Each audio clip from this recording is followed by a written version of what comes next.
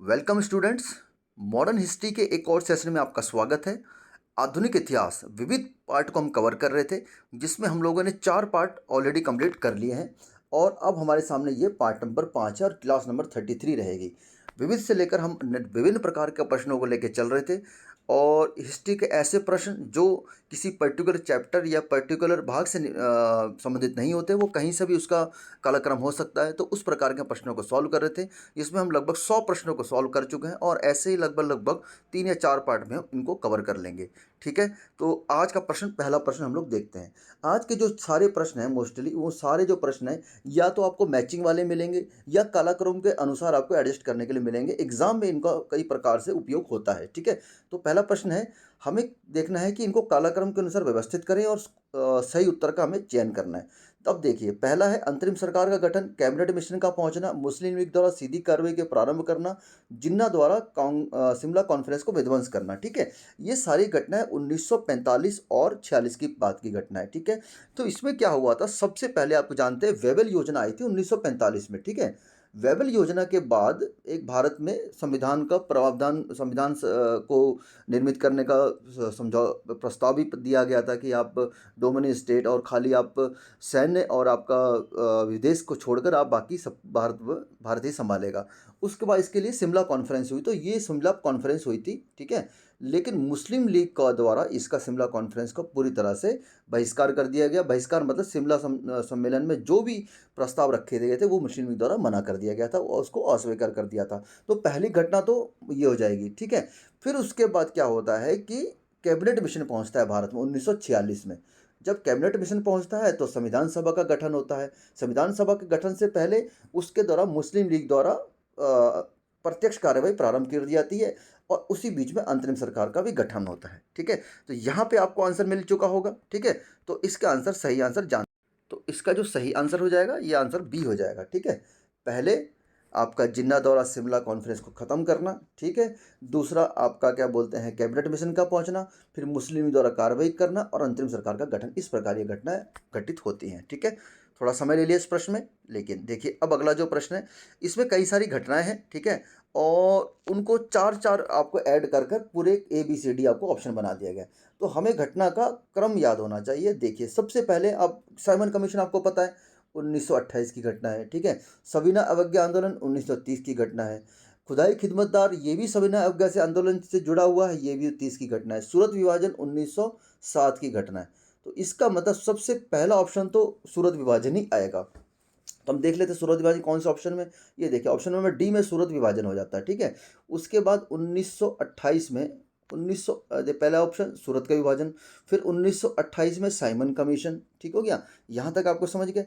फिर इसके बाद सविनय अवज्ञा आंदोलन और इसी के बाद खुदाई खिदमतदार आपका उत्तर पश्चिमोत्तर प्रांत में खान अब्दुल गफ्फार खान द्वारा सविनय अवज्ञा आंदोलन के ही पार्ट को चलाया गया था। तो इसके अनुसार ऑप्शन डी ठीक हो जाएगा। ओके, आगे बढ़ते हैं। फिर हमें सूची 1 को सूची 2 से मैच करना है, तो ठीक है मैच कर लेते हैं हम लोग। आज एक सेकंड, आज़ाद मुस्लिम कॉन्फ्रेंस। ठीक है, जो इसका संस्थापक थे ये अल्लाह बख्श थे। ठीक है, इसके संस्थापक थे अल्लाह बख्श, हमने मैच कर लिया। ओके, फिर एक आती है खाकसार पार्टी। ठीक है, खाकसार पार्टी के जो संस्थापक थे ये हो जाएंगे अल्लामा मशरिकी। ठीक है, ये हो जाएंगे अल्लामा मशरिकी। खुदाई खिदमतदार ये हमारे लिए सबसे आसान है, तो ये आपको पता है खान अब्दुल गफ्फार खान। ठीक है, और कृषक समाज पार्टी। ठीक है, कृषक समाज पार्टी ये भी हमारे लिए आसान है। ठीक है, ये दो ऑप्शन तो बड़े आसान थे हमारे पास, अब्दुल गफ्फार खान और फजलुल हक। ठीक हो जाएगा, तो ये हमारे इस प्रकार से हमारा जो आंसर हो जाएगा, आंसर भी देख लेते हैं हम लोग। आंसर हमारा हो जाएगा सी। ठीक है, आंसर हो जाएगा सी। ओके, चलिए आगे बढ़ते हैं हम लोग। सुमेलित करना है और कौन सा इसके जो हमारे ये सत्याग्रह थे, आंदोलन थे, इनके नेतृत्वकर्ता कौन थे, ये बड़ा आसान क्वेश्चन है। बारदोली सत्याग्रह आप सभी जानते हैं, सरदार पटेल द्वारा चलाया गया था। ठीक है, चंपारण सत्याग्रह महात्मा गांधी जी द्वारा, कूका आंदोलन राम सिंह द्वारा। ठीक है, और लाल कुर्ती सेना का गठन गफ्फार खान द्वारा। ठीक है, तो ये तो बड़ा आसान क्वेश्चन हो गया हमारे लिए, तो इसका जो सही आंसर हो जाएगा ये हो जाएगा ऑप्शन ए। ठीक है, ओके, चलिए आगे बढ़ते हैं। अगला क्वेश्चन, निम्नलिखित में कौन सुमेलित नहीं है। ठीक है, कौन सुमेलित नहीं है ये हमें देखना है यहाँ पर। ठीक है, तो इससे मैच करते हैं। अवध किसान सभा, ये जो प्रतापगढ़ में बाबा रामचंद्र, जवाहरलाल नेहरू और माता बदल पांडे इनके प्रयासों से ये इसका गठन हुआ, ये सही सुमेलित है। ठीक है। यूनाइटेड इंडियन पैट्रियाटिक एसोसिएशन, ठीक है, यूनाइटेड इंडिया पैट्रियट एसोसिएशन संस्थापक सर सैयद अहमद खान, ठीक है, ये भी सही सुमेलित है। ऑल इंडिया किसान सभा, ठीक है, ऑल इंडिया किसान सभा की स्थापना 1936 में सहजानंद सरस्वती द्वारा की गई थी। ठीक है। और इसमें NG रंगा, आचार्य नरेंद्र देव, जयप्रकाश नारायण आदि नेता भी जुड़े हुए थे, ये भी सही सुमेलित हो जाएगा। ठीक है। रेडिकल डेमोक्रेटिक पार्टी, ठीक है, ये MN राय द्वारा गठन किया गया था। अरे ये तो सारे ही सही सुमेलित है। ओके, सुमेलित तो सारे हैं यहाँ पर। अगर यहाँ पर संस्थापक दिया होता ना, संस्थापक की बात करी होती, संस्थापक, ठीक है, संस्थापक की बात करी, तब शायद हम ऑल इंडिया किसान की सभा के साथ जा सकते थे। संस्थापक तो ऑल इंडिया किसान सभा के तो आपके सहजानंद सरस्वती थे, परंतु आचार्य नरेंद्र देव भी जुड़े हुए थे। तो इसके सारे के सारे ऑप्शन सुमेलित हैं, इसमें कोई भी गलत छांटना संभव नहीं है। ठीक है। ओके, आगे देखते हैं। सूची 1 को सूची 2 से सम्मिलित कीजिए तथा उनके कूटों का प्रयोग कर उत्तर दीजिए। ठीक है, हमें सूची 1 को सम्मिलित करना है, देखते हैं, सम्मिलित कर देते हैं। चलिए आगे बढ़ते हैं। तो सबसे पहले देखते हैं क्या है हमारे पास। होम रूल लीग आंदोलन, ये तो हम जानते हैं, बाल गंगाधर तिलक। ठीक है। सविनय अवज्ञा आंदोलन, ठीक है, सविनय अवज्ञा जो आंदोलन था ये तो गांधी जी द्वारा, ठीक है। और ठीक है, तो खिलाफत आंदोलन अली बंदियों का समर्थन था, ठीक हो जाएगा। अब बचा सविनय अवज्ञा आंदोलन। ठीक है, तो इसमें तो छांटना बड़ा मुश्किल है, क्योंकि अंबेडकर जी ना तो सविनय अवज्ञा आंदोलन में सम्मिलित हुए थे, ना ही भारत छोड़ो आंदोलन में सम्मिलित हुए थे। ठीक है, तो इसमें तो मेरे को दो ही सम्मिलित कर पा रहा हूँ, खान बंदियों का इनसे कोई संबंध नहीं है, सविनय अवज्ञा और भारत छोड़ो आंदोलन से। तो किस प्रकार का प्रश्न है, ये किस एग्जाम में आया हुआ है, ये यूपी PCS मेंस 2002 का प्रश्न है। तो इसमें तो सही उत्तर का चयन करना बहुत ही मुश्किल है। ठीक है, ठीक हो जाएगा, तो इसमें सही उत्तर का चयन करना बड़ा मुश्किल है। ठीक है, तो इस क्वेश्चन को अगर स्किप कर दें, बाकी दो चीज़ें हमें तो हमें पता ही है, आगे देखते हैं हम लोग। ठीक है। ओके, निम्नलिखित में कौन सम्मिलित नहीं है। ठीक है, तो मोतीलाल नेहरू जी, ठीक है, नेहरू रिपोर्ट, महात्मा गांधी चंपारण आंदोलन, सुभाष चंद्र बोस फॉरवर्ड ब्लॉक, और मोहम्मद अली जिन्ना खिलाफत आंदोलन संबंधित नहीं थे। इसका जो खिलाफत आंदोलन अली बंदे द्वारा लाया गया था, तो यही हमारा ऑप्शन ठीक हो जाएगा। क्वेश्चन नंबर 8 को देखते हैं हम लोग। सूची 1 को सूची 2 से मिलाना है, ठीक है, मिला लेते हैं हम लोग। बाल गंगाधर तिलक बिल्कुल ठीक है आपका, होम रूल लीग से आंदोलन से जुड़े हुए थे। ठीक है। विनोबा भावे व्यक्तिगत सत्याग्रह के पहले नेता थे। ठीक है। और आगे देखते हैं हम लोग। अरुणा आसिफ अली, ये अरुणा आसिफ अली भारत छोड़ो आंदोलन से जुड़ी हुई थी। ठीक है, बहुत भारत छोड़ो आंदोलन से जुड़ते हुए बहुत आगे तक, भारत की स्वतंत्रता के बाद भी इनका भारतीय राजनीति बहुत योगदान है। और सरोजनी नायडू दर्शना रेड्डी से जुड़ी हुई थी। ठीक है, तो इसके अकॉर्डिंग जो हमारा आंसर हो जाएगा, वो हमारा आंसर हो जाएगा ऑप्शन ए। ठीक है, ऑप्शन 8 हमारा ठीक हो जाएगा। चलिए आगे देखते हैं। निम्नलिखित में कौन सी जोड़ी सही है। ठीक है, तो देखते हैं। विनोबा भावे द्वितीय व्यक्तिगत सत्याग्रही, नहीं ये गलत हो जाएगा, क्योंकि द्वितीय व्यक्तिगत सत्याग्रही जो थे वो थे जवाहरलाल नेहरू जी थे। ठीक हो जाएगा। उसके बाद CR दास, ठीक है, तो चित्तरंजन दास एक प्रसिद्ध भारतीय नेता थे। ठीक है, तो और इनको देशबंधु की उपाधि दी गई थी। ओके, तो यही ऑप्शन ठीक हो जाएगा। बाकी ऑप्शन देख लेते हैं। विलियम बैटरबन 1907 के कांग्रेस के सभापति, नहीं उस समय तो सूरत अधिवेशन हुआ था। ठीक है, उस समय रास बिहारी बोस ने अध्यक्षता करी थी। श्यामजी कृष्ण वर्मा पेरिस में इंडियन हाउस की स्थापना, नहीं ये लंदन में इंडियन हाउस की स्थापना करी थी, ये भी गलत हो जाएगा। तो हमारा जो ऑप्शन बी ठीक रहेगा। ओके, चलिए आगे बढ़ते हैं। अब फिर से सूची को मिलाना है, देखते हैं क्या है सूची हमारी। होम रूल लीग आंदोलन, ठीक है, एनी बेसेंट जुड़ी हुई थी। ठीक है, बारदोली सत्याग्रह सरदार वल्लभ भाई पटेल, सहयोग आंदोलन महात्मा गांधी जी, और स्वराज पार्टी गठन CR दास। बहुत आसान प्रश्न था हमारे लिए। ठीक है, तो इसके अकॉर्डिंग हम मिला लेते हैं हमारा ऑप्शन कौन सा ठीक है। ठीक है, तो इसके अकॉर्डिंग जो हमारा ऑप्शन ठीक हो जाएगा, ये ऑप्शन हो जाएगा ऑप्शन बी। ठीक, ओके, आगे बढ़ते हैं हम लोग। क्वेश्चन नंबर 111 है, फिर से हमें सम्मिलित करना है। ठीक है, सम्मिलित कर देते हैं। कोई मुझे मुझे तो ये भी ठीक ठाक आसान जैसा लग रहा है। ठीक है, तो इसका जो ऑप्शन हो जाएगा महात्मा गांधी दांडी यात्रा, बिल्कुल ठीक है। वल्लभ भाई पटेल बारदोली सत्याग्रह, खान अब्दुल गफ्फार खान लाल कुर्ती आंदोलन, जवाहरलाल नेहरू लाहौर कांग्रेस का पूर्ण स्वराज की मांग। ठीक हो गया, तो ये भी ठीक है, आसान था ये भी। ठीक है, और ऑप्शन डी इसका ठीक हो जाएगा। उत्तराखंड PCS 2010 का ये प्रश्न है, आगे देखते हैं। इनका सही कालक्रम बनाइए। ठीक है, तो कालक्रम बना देते हैं। रेगुलेटिंग एक्ट, ठीक है, रेगुलेटिंग एक्ट कब लाया गया था, रेगुलेटिंग एक्ट लाया गया 1773 में, ठीक है।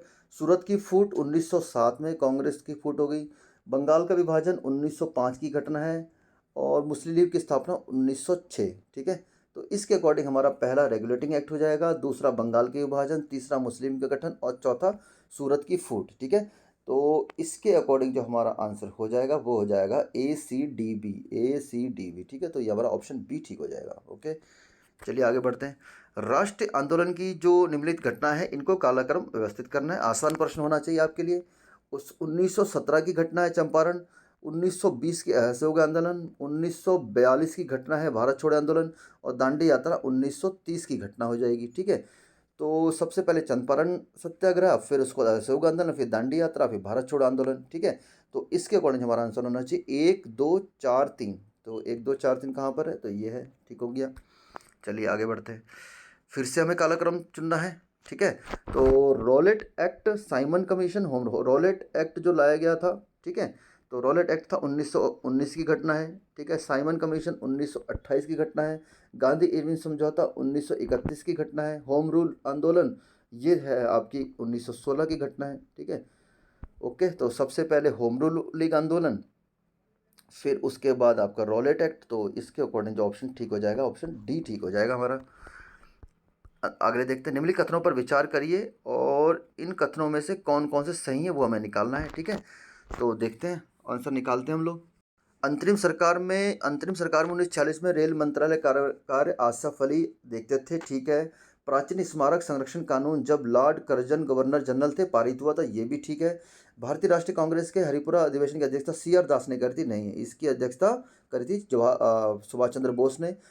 रॉलेट एक्ट के विरोध में स्वामी श्रद्धानंद ने लगान न देने का आंदोलन चलाने का सुझाव दिया, ये भी ठीक है। तो इसका जो ऑप्शन ठीक हो जाएंगे 1 2 4। ओके, तो 1 2 4 कहाँ पे, हमारा ऑप्शन सी में है। ओके, चलिए आगे बढ़ते हैं क्वेश्चन नंबर 116 की तरफ। निम्नलिखित महिला शासकों और उनके राज्य और राजधानी को सही सुमेलित हमें करना है, ठीक है।